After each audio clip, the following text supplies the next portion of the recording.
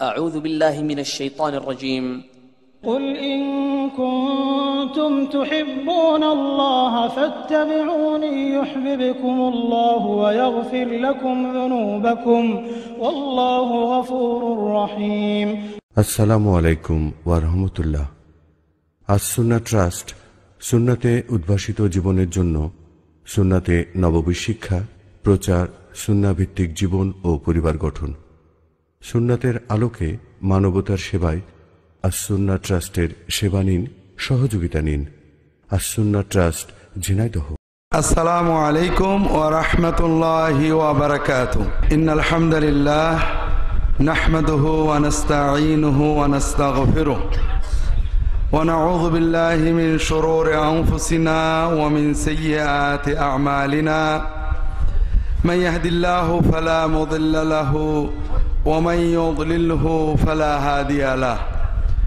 وأشهد أن لا إله إلا الله وحده لا شريك له وأشهد أن محمدا عبده ورسوله صلى الله عليه وعلى آله وأصحابه وبارك وسلم أما بعد আমরা আল্লাহ তাআলার দরবারে শুকরিয়া জানাই। আল্লাহ তাআলা আমাদেরকে এই মোবারক স্থানে সুন্দর মাহফিলে আসার বসার তৌফিক দিয়েছেন, আলহামদুলিল্লাহ। এতক্ষণ আপনারা মূল্যবান ওয়াজ শুনছিলেন, এরপর সুন্দর একটা গজলও শুনেছেন। আমি দু চারটে কথা বলার চেষ্টা করব, আল্লাহ তাআলা তৌফিক দান করুন, আমিন। জি, যে কথা বলছিলাম ভাইরা, আমাদের ছেলেরা আমাদের সামনে একটা ইসলামী গজল গেয়ে শোনালো, ঠিক আছে না? কি বলল? আল্লাহ তাআলার প্রশংসা এবং মানুষ যে আল্লাহ তাআলার প্রেম করে এই কথা বলল, ঠিক না? এটাই তো বলল। আপনারা কি বুঝতে পারছেন?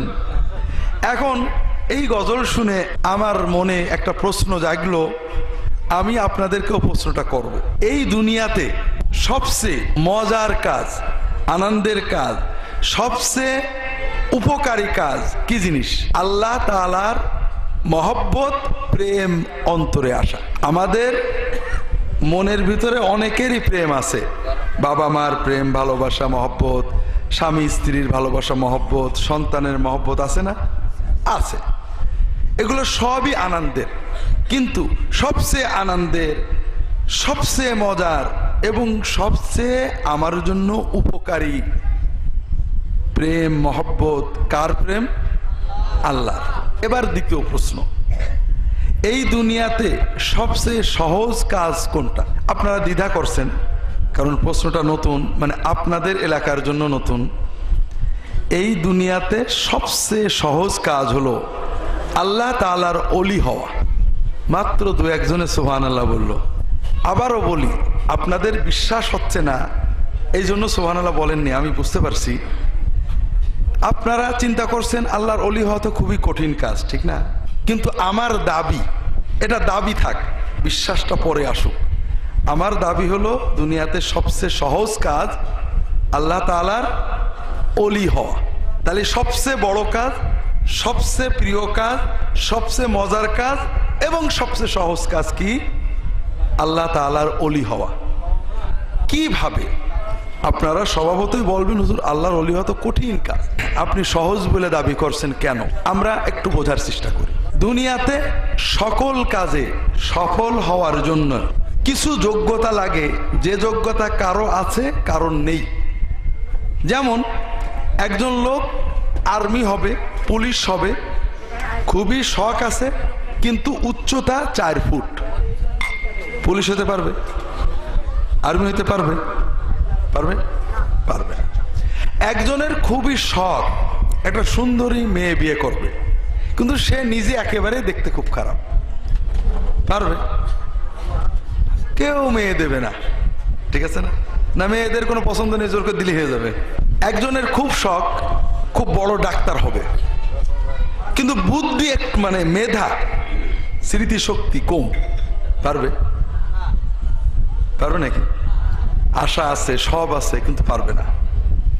একজনের খুব শখ বড় লোক হওয়ার, ব্যবসা বাণিজ্য করে কোটিপতি হবে, কিন্তু বুদ্ধির সাথে একটু ডাল, পারবে? পারবে না। একজনের খুব শখ বড় রাজনীতিবিদ হয়ে এমপি, মন্ত্রী, মিনিস্টার হওয়া, কিন্তু মিছে কথা ঠিক করে কইতে পারে না। আমার এক উস্তাদ ছিল তুরস্কের। আমরা যখন রিয়াদে জামিয়াতুল ইমাম মোহাম্মদ বিন সৌদ আল ইসলামিয়া ওখানে পড়ি, তুরস্ক থেকে একজন প্রফেসর আসলেন, ভিজিটিং প্রফেসর, মানে 1-2 বছরের জন্য উনি আমাদের বিশ্ববিদ্যালয়ে পড়াবেন। উনি মূলত তুরস্কের একজন প্রফেসর। উনি আবার মন্ত্রী ছিলেন, এক সরকারের ধর্ম বিষয়ক মন্ত্রী ছিলেন। তা আমরা মাঝে মাঝে মস্করা করতাম যে উস্তাদ, মন্ত্রী তো ছেড়ে আবার বিশ্ববিদ্যালয়ে আসলে কে, আর মন্ত্রী হবে না? তা বেচারা সরল মানুষ বলতো, বাবারা আসলে রাজনীতি খুব কঠিন, মিছে কথা না করলে রাজনীতি করা যায় না। এক জায়গায় ভোট নিতে গেছি, আমি জানি যে ওদের ব্রিজটা বানাতে পারবো না, আমার বাজেটও নেই, কিন্তু বলতে হবে আমার ভোট দিলে ভাইরা ব্রিজ বানাই দেবো। যাই নিয়ে বুঝে মিছে কথা না করলে ভোটে পাস করা যায় না। প্রত্যেকটা কাজে এক্সট্রা অর্ডিনারি যোগ্যতা লাগে, যেটা কারো থাকে কারো থাকে না, ঠিক না? আল্লাহর ওলি হওয়ার জন্য কি কি যোগ্যতা লাগে? উচ্চটা 5 ফুট 2 ইঞ্চি হওয়া লাগে, চেহারা খুব ফর্সা হওয়া লাগে, গায়ের জোর খুব বেশি হওয়া লাগে, বিএ MA পাস করা লাগে, টাইটেল পাস তো করা লাগে, অন্তত হাফেজ তো হওয়া লাগে, কেরাত খুব সহি হওয়া লাগে। চিন্তা করছে আবার, শোনেন, ইমাম হওয়ার জন্য কেরাত সহি হওয়া লাগে, আল্লাহর ওলি হওয়ার জন্য লাগে না। কথা বুঝতে পারছেন? অন্তত পীর সাহেব তো হওয়া লাগে, পীর সাহেবের জামাই তো হওয়া লাগে, হ্যাঁ তাও না। অন্তত মুরিদ তো হওয়া লাগে, তাও না। খুব ভালো করে বোঝেন, আল্লাহর ওলি হওয়ার জন্য এগুলো কোনোটাই জরুরি না, সহযোগী হতে পারে। খুব ভালো করে আবার বোঝেন, একজন মায়ের 2টো সন্তান আছে, একটা সন্তান খুব সুন্দর মাকে ডাকে, সুন্দর কথা বলে, আর একটা সন্তান গুঙো, গুঙো আছে না, কথা বলতে পারে না, বলো আউ করে। গুঙো সন্তানের ডাক মা কি বুঝতে পারে? কোন ডাকে গুঙো খাবার চাচ্ছে আর কোন ডাকে গুঙো বাথরুমে যাইতে চাই, মা কি বুঝতে পারে? দুনিয়ার কেউ না পারলেও মা পারে। ঠিক তেমনি খুব ইয়াকিনের সাথে বিশ্বাস করে নেন, দুনিয়াতে ইমাম হতে যোগ্যতা লাগে, পীর হতে যোগ্যতা লাগে, শিক্ষক হতে যোগ্যতা লাগে, মুহাদ্দিস হতে যোগ্যতা লাগে। আল্লাহর ওলি হতে আল্লাহ যাকে যতটুকু দিয়েছেন, যাকে কথা বলার যোগ্যতা দিয়েছেন, তারও যেমন সুযোগ আছে, যে গুঙো তারও তেমনই সুযোগ আছে। আল্লাহর ওলি হওয়ার সুযোগ সবারই সমান। আবারও আমরা বুঝি, নারী পুরুষ, শিক্ষিত অশিক্ষিত, বুদ্ধিমান নির্বোধ, বোকা পাগল, কথা বলে গুঙো, চোখ আছে অন্ধ, হাত আছে নেই, প্রতিটি মানুষকে আল্লাহ জন্মগত যতটুকু যোগ্যতা দিয়েছেন, এই যোগ্যতার ভিতরে সাধ্যমতো 2টো জিনিস চেষ্টা করলে ওই ব্যক্তি আল্লাহর ওলি হলে। তাহলে আল্লাহর ওলি হওয়া সহজ না কঠিন? 2 নম্বর কথা, এই দুনিয়াতে আমরা সবাই কারোর না কারোর খুশি করার চেষ্টা করি, ঠিক না বেটি ভাইরা? ছোটবেলায় বাচ্চারা বাবা মাকে খুশি করতে পাগল থাকে, ঠিক না? বাবা মা রাগ করবে বুঝলে মিছে কথা কয়, ঠিক না বেটি? কারণ বাবা মার খুশি ওর সবচেয়ে বড় জিনিস। একটু যখন বড় হলো, যুবক হলো, তখন বন্ধু আর বান্ধবীদের খুশির চেয়ে আর কিছুই দাম থাকে না, ঠিক না? টাকা খরচ করে, পয়সা খরচ করে, কষ্ট করে, বাপের পকেটের টাকা নেয়, মার কাছ থেকে নেয়, নিয়ে বন্ধু এবং বান্ধবীদের খুশি করতে পাগল থাকে, ঠিক না? এরপরে যখন বিয়ে শাদী হয়ে যায়, তখন বউ স্বামীকে, স্বামী স্ত্রীকে খুশি করার জন্য পাগল থাকে, ঠিক না? সন্তানদেরকে খুশি করতে, বাবা মাকে খুশি করতে, নেতা মন্ত্রী চেয়ারম্যান বস এদেরকে খুশি করতে আমরা সবসময় চেষ্টা করি, ঠিক না বেটিক ভাইরা? আমার কথাকে বুঝতে পেরেছেন? এখন আপনারা আমার প্রশ্নের উত্তর দেন। এই যে আমাদের চিরন্তন চেষ্টা কাউকে না কাউকে খুশি করা, এর অভিজ্ঞতার আলোকে আপনাদের কি মনে হয়, মানুষকে খুশি করা সহজ না কঠিন? মানুষকে খুশি করা সহজ না কঠিন? খুবই কঠিন, ঠিক না ভাইরা? আল্লাহ তাআলাকে খুশি করা খুবই সহজ। আল্লাহ নিজে বলেছেন, ইদা তাকাররাবা ইলাইয়া আবদি শিবরান তাকাররাবতু ইলাইহি যিরাআন ওয়া ইদা তাকাররাবা ইলাইয়া আবদি মাশিয়ান তাকাররাবতু ইলাইহি হারওয়ালা।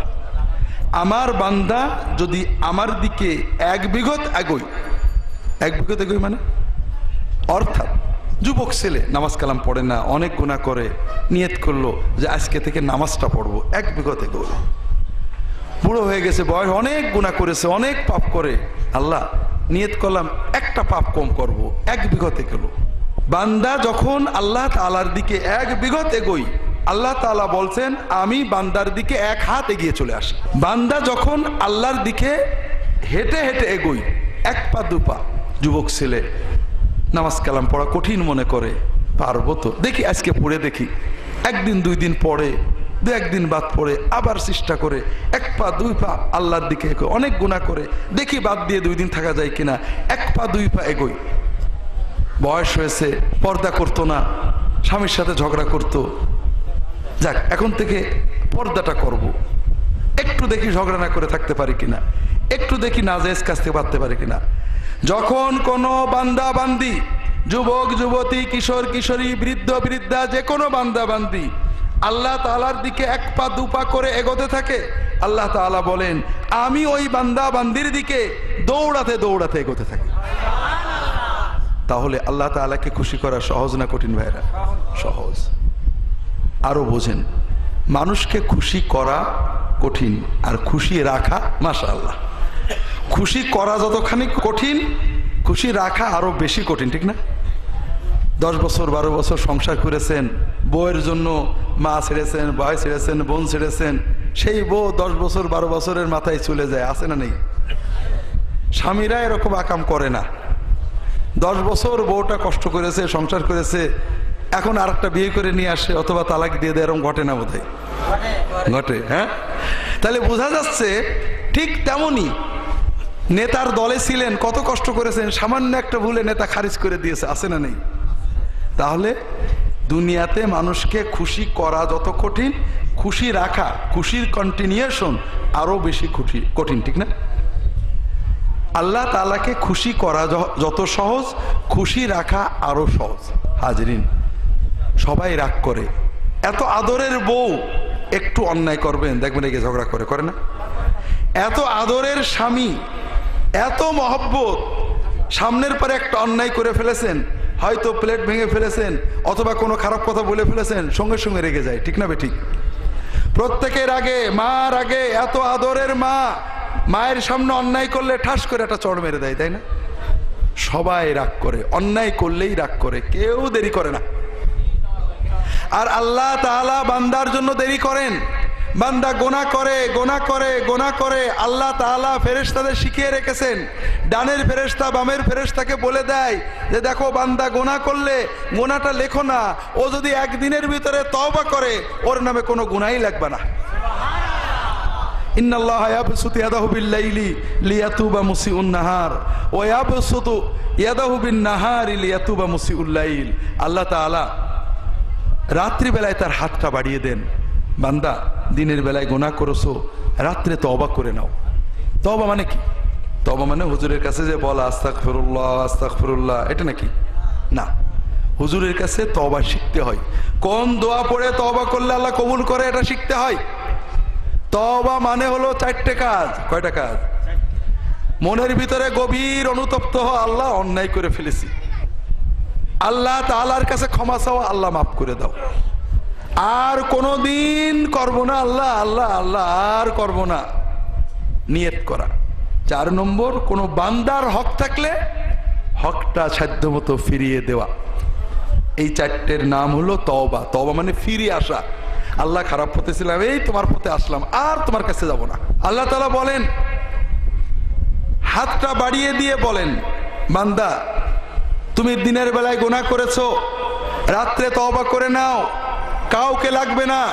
রাতের গভীরে বিছানায় শুয়ে দরজার কোনায় বসে গোপনে একাকী আমার কাছে মাপ চেয়ে নাও, অনুতপ্তে ক্ষমা চাও, আর কোনোদিন করব না, নিয়ত করো আমি তোমার সব গুনাহ মাফ করে দেব। আল্লাহ তাআলা দিনের বেলায় হাতটা বাড়িয়ে দেন।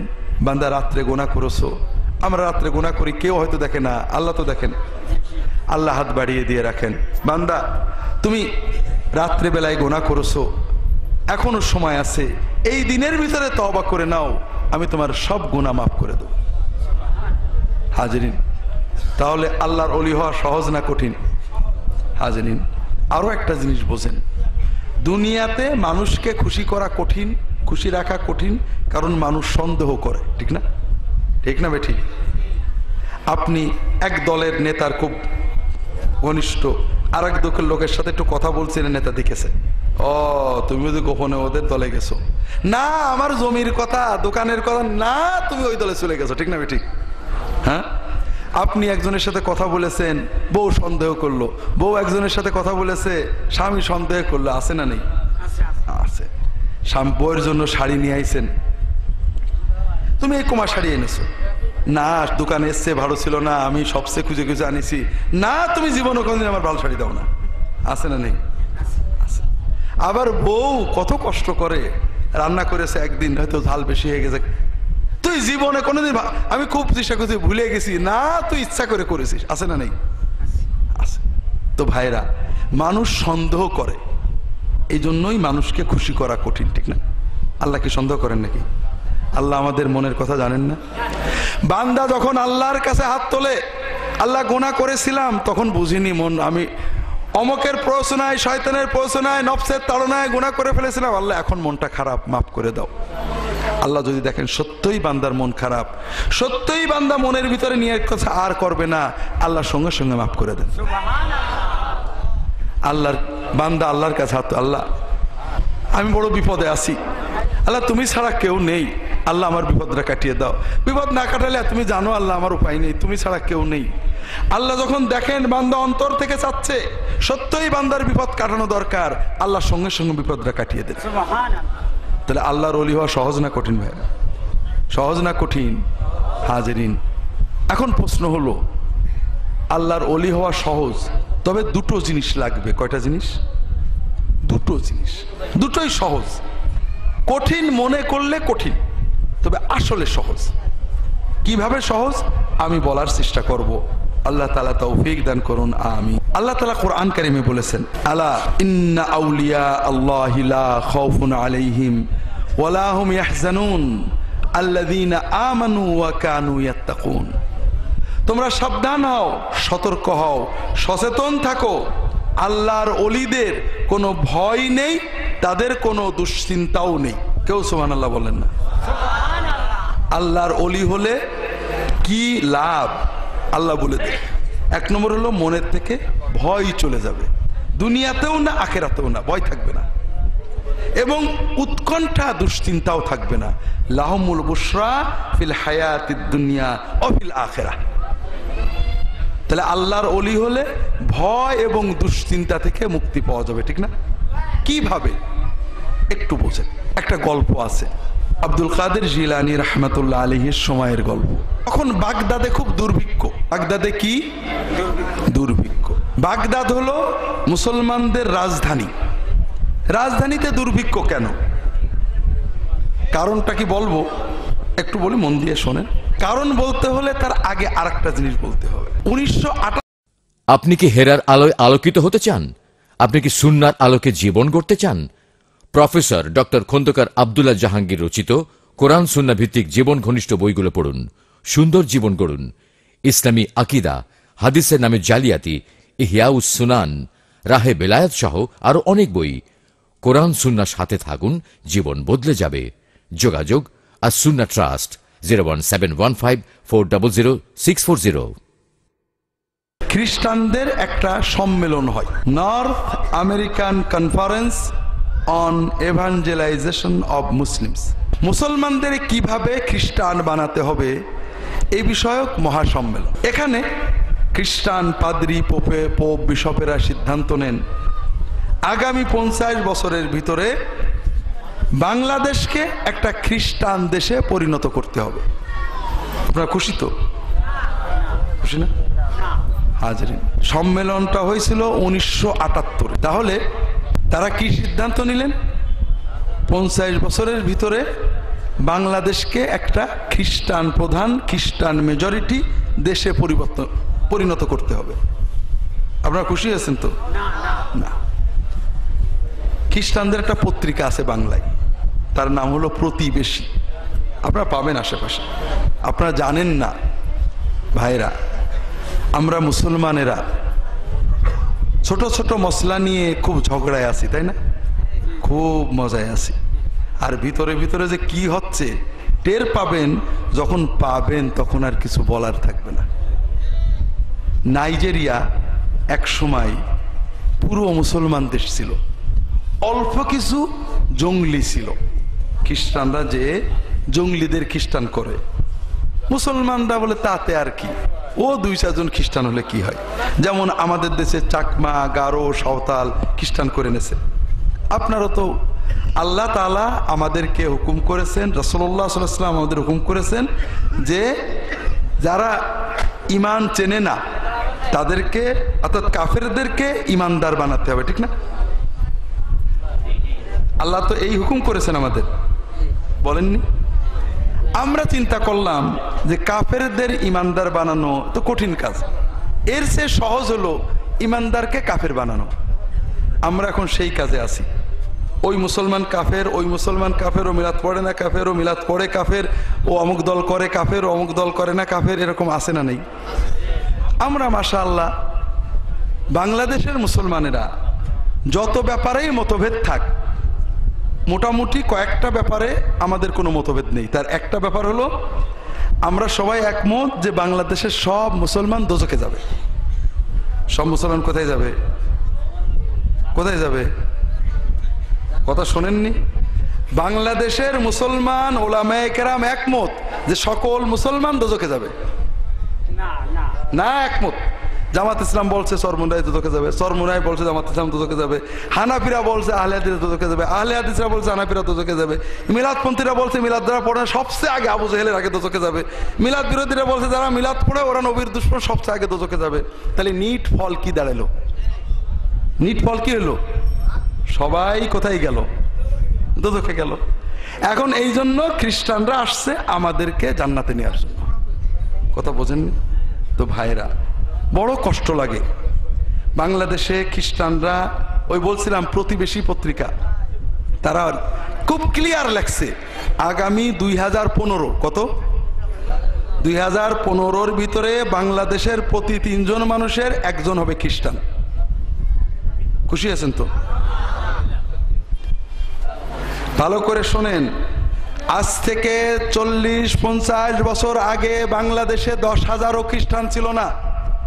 এখন বাংলাদেশে মুসলমানের সন্তানেরা খ্রিস্টান হয়ে প্রায় 50 লক্ষ মানুষ খ্রিস্টান। আমরা মুসলমানেরা ঝগড়ায় আছি, ছোট ছোট মশলা নিয়ে ঝগড়ায় আছি, ঠিক না বেঠিক ভাইরা? আপনার পাশে নামাজ পড়ে না বেনামাজি মুসলমানের ছেলে চায়ের দোকানে আড্ডা দেয়, তাস খেলে, আপনি তাকে ঘৃণা করেন, কিন্তু কোনোদিন কি তাকে একটু দাওয়াত দিয়েছেন যে বাবা চলো মসজিদে যাই? দিয়েছেন? আল্লাহ ধরবে না? ওই তাস খেলা ছেলেগুলো, বেনামাজি যুবকগুলো, ফুটবলের মাঠে জুয়ার মাঠে যুবকগুলো, কিয়ামতের দিন আল্লাহর ফেরেশতারা যখন জাহান্নামে নেবে, বলবে আমার ইমাম সাহেব তো বলিনি যে নামাজ না পড়লে জাহান্নামে যেতে হয়, কেউ তো আমাকে বুঝায়নি, আমার পাশ দিয়ে হুজুরেরা যেত, কই আমাকে তো কোনোদিন বলিনি। আল্লাহ আমি একা যাব না, হুজুরদের নিয়ে যেতে হবে। আল্লাহ হুজুরদের টুপি দেখে মাফ করে দেবে নাকি? না ভাইরা, বড় আফসোস লাগে ভাইরা। আমরা মানুষদেরকে ঝগড়া করছি কিন্তু দাওয়াত দিনের দিচ্ছি না। দাওয়াত আছে, প্রত্যেকে যার যার দলের দাওয়াত দিই। ফুরফুরার পীর সাহেবের দায়রা মুবাল্লেগরা পীরের দাওয়াত দেয়, চরমুনায় তার পীরের, জামাত ইসলাম তার দলের, তবলিগ তার দলের। প্রত্যেকেই আমাদের কথা হলো নামাজ রোজা যাই করো, যতক্ষণ না আমাদের দলে আসবা নাজাত নেই, ঠিক না ঠিক? কথা তো এইটাই। কেউ আল্লাহ আল্লাহ রসুলের দাওয়াত দিচ্ছি না। ভাই নামাজটা পড়ো, হালাল খাও, এরপরে যে দল করো করো, অন্তত জান্নাতের দরজা খুলুক, এই দাওয়াতকে কেউ দিচ্ছি ভাই? দিচ্ছি ভাই? আল্লাহ ধরবে না ভাই? আচ্ছা, রাসূলুল্লাহ সাল্লাল্লাহু আলাইহি ওয়াসাল্লাম শুধু মুসলমানদের রাসূল না, হিন্দু মুসলমান বৌদ্ধ খ্রিস্টান সবার রাসূল? সবার। কিন্তু আমাদের দেশের হিন্দু ভাইরা কি জানে যে মোহাম্মদ সাল্লাল্লাহু আলাইহি ওয়াসাল্লামের শিক্ষার ভিতরে আমাদেরও নাজাত আছে, এই কথাটা কি তাদেরকে কোনোদিন বলেছেন? কাউকে ইসলামের দাওয়াত দেওয়ার দরকার নেই, কিন্তু নবীজির দাওয়াতটা তার কাছে পৌঁছানো, ভাই আমাদের ইসলামে এই জিনিস আছে, তোমরাও চাইলে এই নবীর দীক্ষা নিয়ে জান্নাতে যেতে পারো, এটা তোমার ব্যাপার। এই কথাটুকু কি আমরা তাদের বলছি কোনোদিন? বলিনি। তা আল্লাহ ধরবে না? তো এই জন্য বলছিলাম ভাইরা, আমার কথা প্রসঙ্গে হয়তো এই কথা আর আসবে না, সময় শেষ হয়ে যাবে।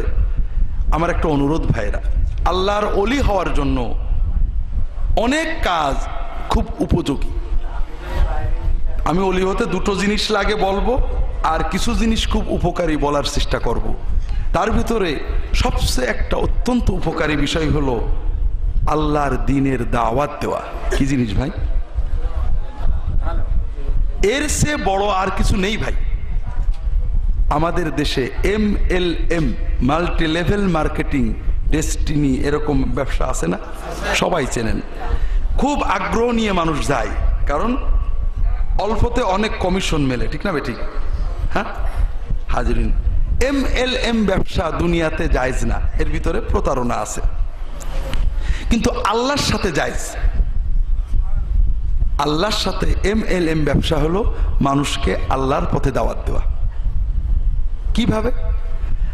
কোন বান্দা যখন কোন মানুষকে আল্লাহর কথা বলে, ভাই চলো না ওয়াজ মাহফিলে যাই, ভাই চলো না মসজিদে যাই নামাজটা পড়ি, ভাই জড়াই ধরবেন, ভাই আপনি আমার ভাই, আমার পড়শি, আমি আপনার সাথে জান্নাতে থাকতে চাই, চলেন না ভাই মসজিদে একটু নামাজ, শুধু নামাজটা ফরজ পড়ে চলে আসেন, আপনি নামাজটা পড়ে আসেন। নামাজ জানি না ভাই, নামাজ জানা লাগে না, আপনি কিছুই জানেন, আল্লাহ আকবার বলে দাঁড়িয়ে থাকেন, তাতেই নামাজ হবে, আস্তে আস্তে শিখেন, ভাই চলেন নামাজে যাই, জোকের মতো লেগে থাকবেন। কথা বোঝেননি? ঠিক না বেঠিক? হাজিরিন, অনেকে আমরা আল্লাহর দ্বীনের দাওয়াত দিই, মেজাজ কি, এই নামাজ পড়ে তুই কাফের, অমুক এই তুই এটা করিস তুই কাফের হয়ে গেছিস, আমরা মেজাজ দেখাই। যাকে দাওয়াত দিলাম সে যদি একটু রাগ করে, আমরা তার 3 গুণ রাগ করি, ঠিক না বেঠিক? না ভাই, এটা তার মানে আপনি দাওয়াত দেননি, আপনি মাতবরি ফলাচ্ছেন। আমাদের দেশে MLM কোম্পানির এজেন্ট অথবা ইন্স্যুরেন্স কোম্পানির এজেন্ট আছে না? আছে না? ওরা যখন এসে আপনাকে বলে যে ভাই আপনি কি ইন্স্যুরেন্স করেছেন, আপনি যদি বলেন হ্যাঁ আমি করেছি, খুশি হয় না বেজার হয়? না, খুশি হয় না বেজার হয়? কি হয়? কেন বেজার হয়? বেজার আমাকে তো না, আমি তো আর ওর বানাতে পারছি না, কমিশন তো আর আমি পেলাম না। তা আমরা যখন কোনো বেনামাজি দেখবো, বেরোজাদার দেখবো, চায়ের দোকানে তাস খেলতে দেখবো, গুনাহ করা মানুষ দেখবো, খুশি হব না বেজার হব? খুশি হব যে একটা লোক পাইছি, এই লোকটাকে জান্নাতে নিতে পারলে আমার লাভ হবে। ঠিকটা বুঝতে পারছেন না ভাইরা? যেমন ইন্স্যুরেন্স কোম্পানির এজেন্ট যখন শোনে ও কোনো কোম্পানিতে ইন্স্যুরেন্স করেনি, তখনও খুশি হয় না বেজার হয়? খুশি হয় যে এই লোকটাকে কোম্পানিতে নিলে কমিশনটা আমি পাবো, ঠিক না ভাই? আমাদের বিজনেস কার সাথে? কার সাথে হবে? কাজেই বেনামাজি, বেরোজাদার, তারিখোর, মদখোর, জুয়া খেলে, মুসলমানের ছেলে ইমানটুকু আছে, আমি যদি বুকে জড়িয়ে ধরে তাকে একবার মসজিদে নিতে পারি, লাভটা আমার বেশি না ওর বেশি? আমার বেশি। 2 নম্বর কথা, এই MLM কোম্পানির এজেন্ট বা ইন্স্যুরেন্স কোম্পানির এজেন্ট, এরা যদি যার কাছে আপনার কাছে আসলো, আমাদের কোম্পানির পলিসি নেন, অনেক হবে, তা হবে, আপনি বকা দিলেন, আরে তো বাদে সব চিটার, বকা দিলে কি ও রাগ করে না চুপ করে থাকে? ভালো করে বলেন, বকা দিলে ও রাগ করে না চুপ করে থাকে? তারাই দিলে কি আর আসে না? আসে না কেন? ও জানে যত বকা দিক, যত গাল দিক, কোন রকমে ওকে একবার কোম্পানিতে ঢুকতে পারলেই আমার কমিশন, ঠিক না? আমরা ঠিক এই রকম নিয়েতে, ও বকা দিলে আলহামদুলিল্লাহ আমার কমিশন বাড়ছে, ও না শুনলে আবার পরের দিন এসে জড়াই ধরতে হবে, ঠিক আছে না? বিজনেস কার সাথে?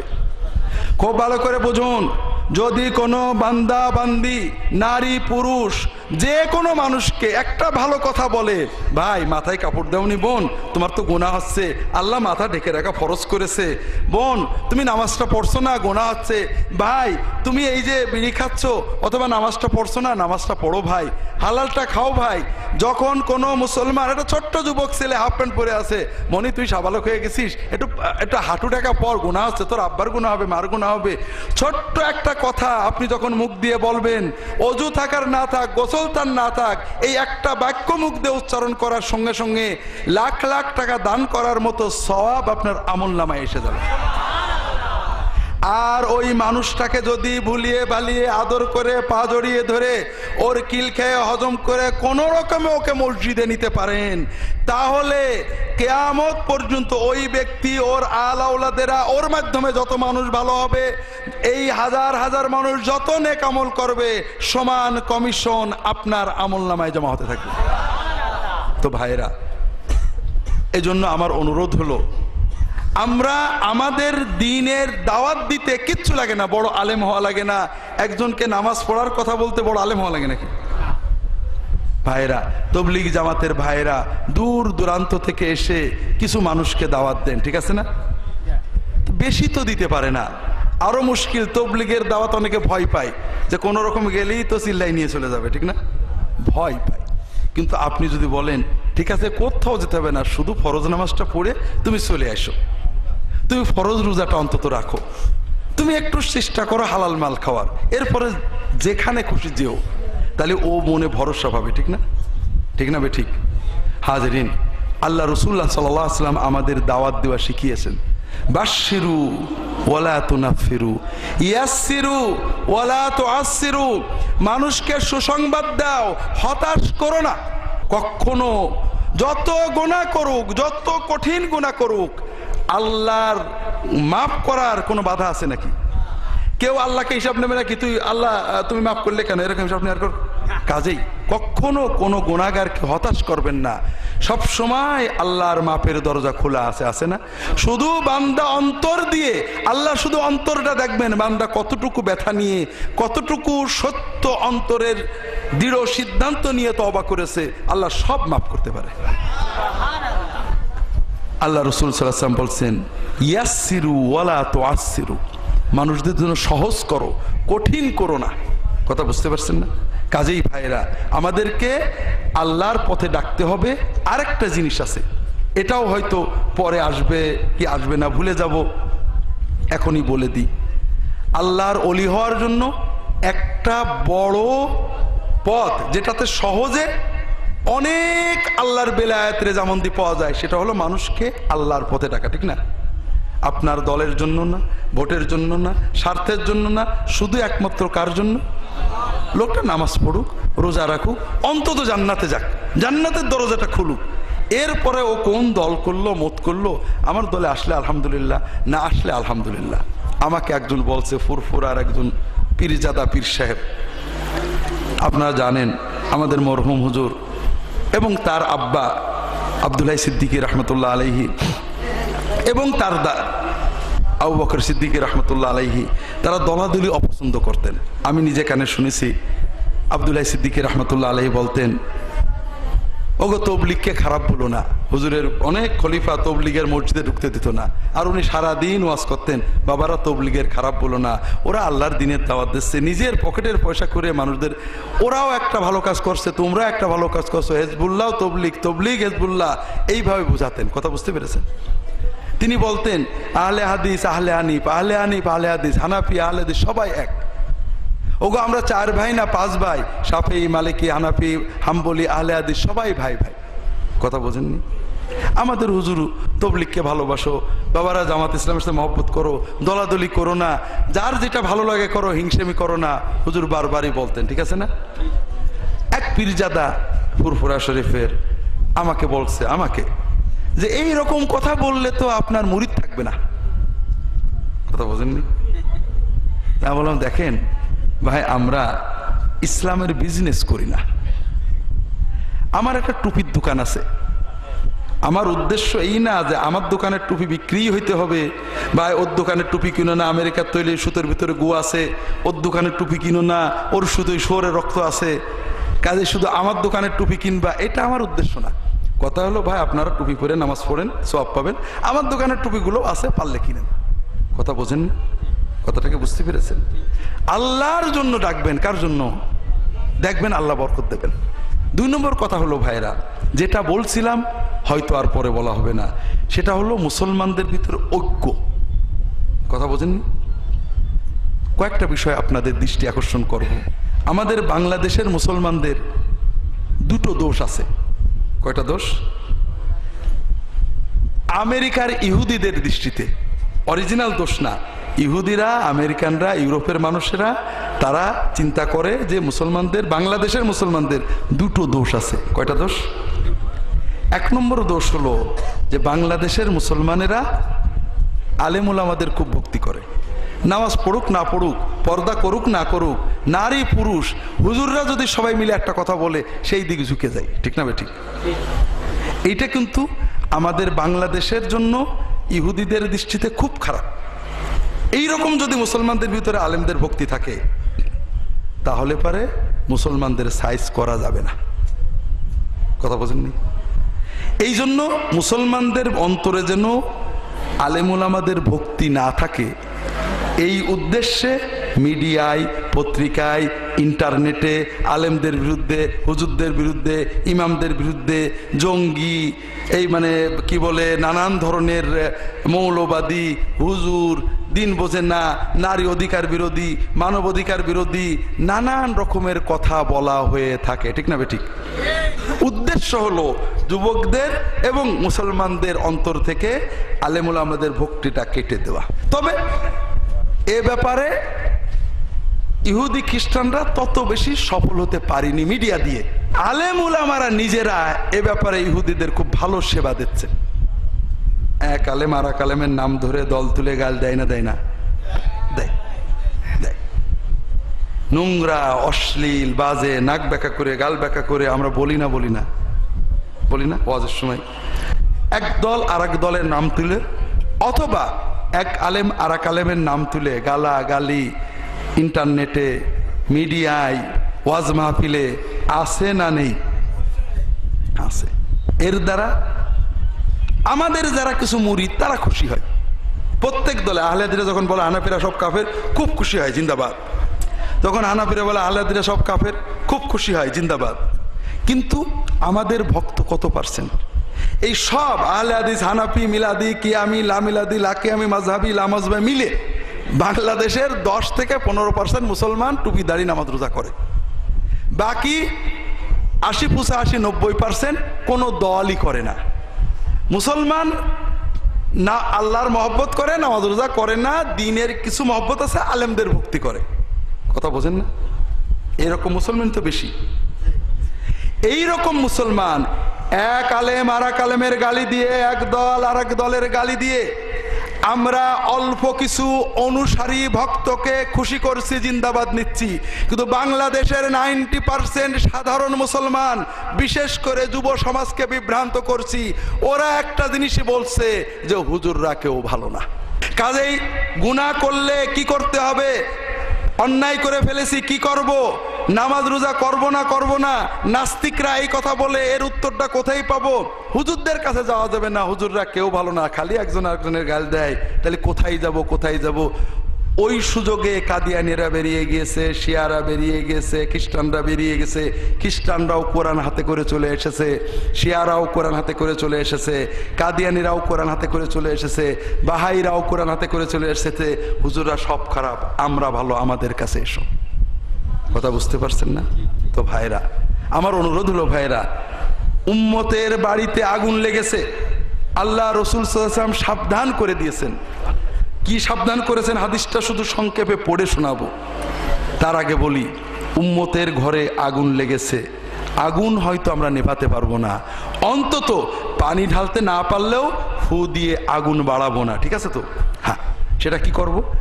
আমরা কর্মের মতের সমালোচনা করব, যে এই কর্মটা খারাপ, এই মতটা খারাপ। কিন্তু কখনোই আমরা দল অথবা ব্যক্তির নাম তুলে গালিগালাজ করব না। কথা বুঝতে পেরেছেন? আমাদের উদ্দেশ্য কি? আমরা বলবো যে এই কাজটা, এই মতটা ঠিক না ভাইরা, কোরআন হাদিসে মেলে না ভাইরা, এবং বলবো মহব্বতের সাথে। আল্লাহ কোরআন কারিমে বলেছেন, ওয়ালা তুজাদিলু আহলাল কিতাব ইল্লা বিল্লাতি হিয়া আহসান। আহলে কিতাব, ইহুদি খ্রিস্টান, বিধর্মীদের সাথেও যদি ঝগড়া করো আদবের সাথে করবে, কোনো বাজে কথা বলবে না। ওরা বাজে কথা বললে তোমরা তার চেয়ে সুন্দর কথা বলে উত্তর দেবে। আসুন্নাহ ট্রাস্ট মাল্টিমিডিয়া উপস্থাপনার এ পর্ব বা বিষয় এখানেই শেষ। পরবর্তী পর্ব বা বিষয় পেতে ভিজিট করুন www.assunnahtrust.com। যোগাযোগ করুন 017154000640, 018439299604। চিঠি লিখুন Assunnah trust, bus terminal, Jhenaidah. Assunnah trust, সুন্নাতে উদ্ভাসিত জীবনের জন্য। আসসালামু আলাইকুম ওয়া রাহমাতুল্লাহ।